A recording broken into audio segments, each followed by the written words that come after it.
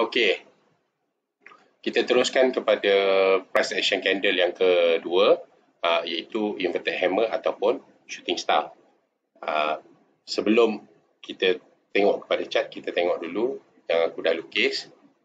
Okey, inverted hammer ataupun shooting star, dia punya candle sama macam hammer, cuma beza dia macam aku cakap tadi lah, ekor dia panjang ke atas lah. Yang tadi hammer tu tadi dia panjang ke bawah, ataupun hangman tu macam orang kena gantung kan, hammer ataupun macam tukul. So itu adalah hammer. Yang ni shooting star ataupun inverted hammer. Ini adalah candle price action yang kedua yang aku selalu gunakan untuk aku marking level, ataupun kita panggil, ada setengah orang panggil support and demand, supply and demand. Sebenarnya daripada marking candle price action candle ni, kita dah boleh dapat SND dah.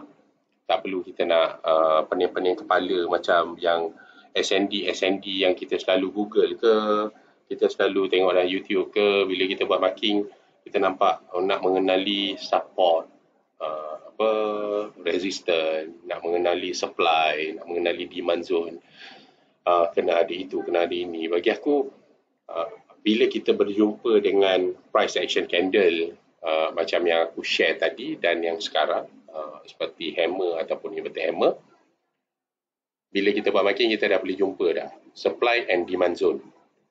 Bila supply berlaku, di area supply dia reject, kita akan set. Apabila supply punya area ataupun supply punya zone tu breakout, kita akan buy balik di kawasan yang dia dah break. Okay. So yang kedua, candle yang kedua ni sama je rupa dia, pattern dia sama, cuma dia terbalik ke atas. Jadi apabila kita jumpa candle macam ni, macam biasa kita akan buat marking body ni, macam ni. Kita akan buat marking body macam ni, boleh lah kan, dan kita akan buat marking body macam ni.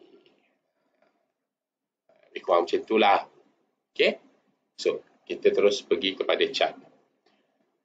Macam yang aku cakap tadi, kita boleh cari di daily as a major punya area, dan kita boleh mencari di H4 untuk minor punya area.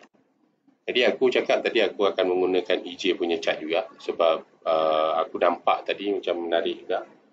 So ini tadi daily, line yang ada ni adalah line yang aku dah tandakan dengan hammer punya candle. Ni hammer, ada lagi ni hammer kat belakang ni tadi, dekat sini pun ada hammer tadi aku ada tanda. Ni hammer ni, ada lagi ni hammer ni. Okay, so nampak tak yang ada rejection kat bawah ni? Kita pun tak tahu apa yang berlaku di bawah time frame. So kalau kita tengok di H4, kita berjumpa dengan satu lagi line, satu lagi price action candle yang kita panggil sebagai shooting star ataupun inverted hammer. Itu kat sini. Nampak ni kan? Nampak ni? Yang ini. Yang candle ni. Ni. Inilah dia. Okay? So, delete line. Aku delete box ni. Jadi kita buatlah marking dekat dia punya close dengan open. Okay, kita buat marking body je lah. Kita buat marking body macam tu. So, okay, nampak ni, right? Kalau aku tandakan dekat sini, kita tengok di lower time frame, dia retest ke tidak bila dia break. Okay. Bila dia break ke atas, dia retest ke tak. So kita tengok di H1, right? Kita tengok yang ada dekat bawah sini. Nampak ni. Nampak ni. So kalau aku besarkan pun,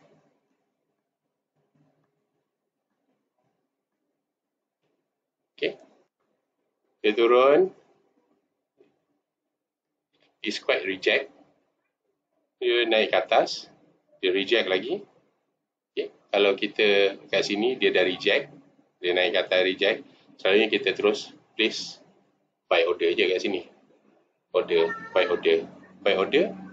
then dia turun tak sampai berapa pip je pun kalau dia turun. Kalau kita tengok, kita ambil crosshair ni, contoh kita entry dekat sepanjang ni kan, okey, kita ambil dari atas ni sampai ke sini pun baru 10 pip, right? So dan dia terus naik dan naik. Nampak? Dia naik dan naik. Bermakna kita bermula daripada trend yang awal buy sehingga ia berlaku pada sampai sekarang. Nampak tak level-level ni? Dia reject sini, naik, dia break. Kita tak akan tambah di sini. Kita akan tambah lauk di area sini. Dia turun lagi, kita masih lagi di sini. Sebab selalu kalau kita buy kat sini dengan yang banyak, selalu kita akan tinggalkan seketul dua untuk kita set BE. Selalu BE kita akan set dekat area sini. Okey, ataupun sini. Ini lebih kurang dalam berapa pip? 30 pip. 30 pip. Right? So BE kita dekat 30 pip ni. Selalu kita buat BE pun dekat 30 pip. Alright? So bila dia turun di sini, kita tambah lauk. Ini kita panggil pullback. So sini kita tambah lauk.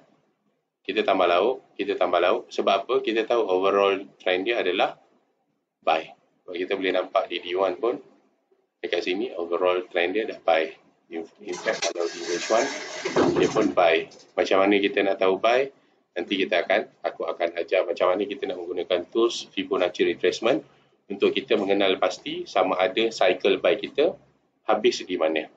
Okey. Apa-apa pun aku akan tunjuk dulu bagaimana penggunaan price action candle untuk kita buat marking supply and demand dan di mana yang kita akan buat entry. Okey. Untuk safer entry. Selalu aku akan tunggu breakout ataupun rejection. Bila rejection berlaku ataupun break berlaku, jangan risau. Kita akan mengguna selalu kita tak terus entry. Bila reject atau break berlaku, kita perlu menunggu retest. Okey.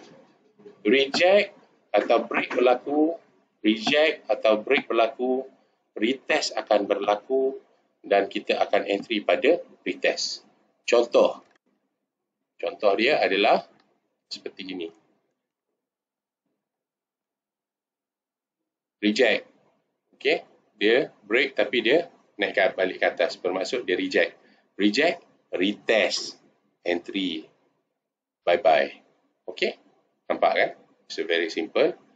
So, nanti aku akan ajar macam mana kita nak menggunakan Fibonacci retracement untuk kita mengenal pasti di manakah cycle buy kita ataupun cycle sell kita akan berakhir.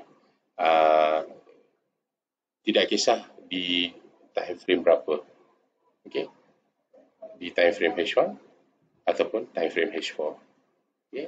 EJ ni amat cantik untuk aku tunjuk. Fibonacci pun aku boleh tunjuk macam mana dia nak kita nak tarik Fibo untuk mengenal pasti cycle buy atau sell kita sudah habis. Mana last entry yang kita boleh take profit. Okey.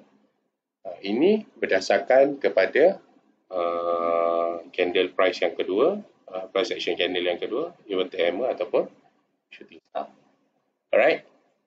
Aku harap semua faham. So aku tunjuk lagi sekali H4, kenapa aku tanda kat situ. Sini adalah inverted hammer ataupun shooting star. So aku buat dua line, aku menunggu dia berlaku rejection atau breakout. Sekiranya breakout yang amat besar berlaku di H4, nampak tak? Di H4 dia tak break pun. Macam ni. Nampak ni, dia tak break pun, yang hanya jadi shadow. Tapi di H1 kita nampak dia break. Ini namanya fake breakout. Fake breakout. Dia break bukan dengan momentum yang besar pun.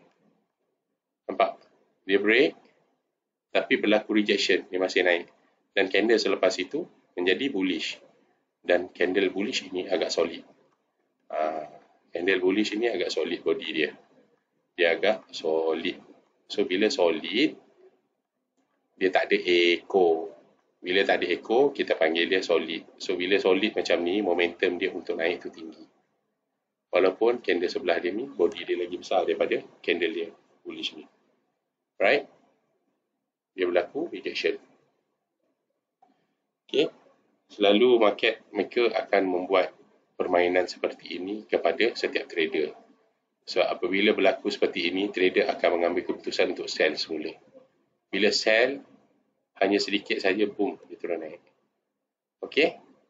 Sebab sini berlakunya sell. So, jadi orang akan ingat, oh, dia masih nak meneruskan perjalanan turun ke bawah. Jadi, ini adalah perangkap-perangkap yang selalu trader-trader kena. So, aku harap korang boleh faham kenapa korang selalu terkena. Okey? Sebab sebelum ni pun aku selalu terkena.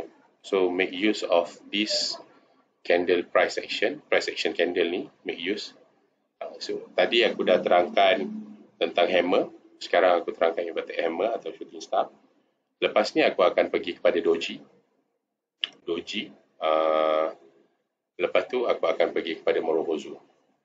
Lagi dua candle ni pun adalah signal candle, price action candle yang memberi signal sama ada ia akan meneruskan perjalanan ataupun dia akan membuat reversal. Okey? Kita berjumpa di video seterusnya. Assalamualaikum warahmatullahi taala wabarakatuh.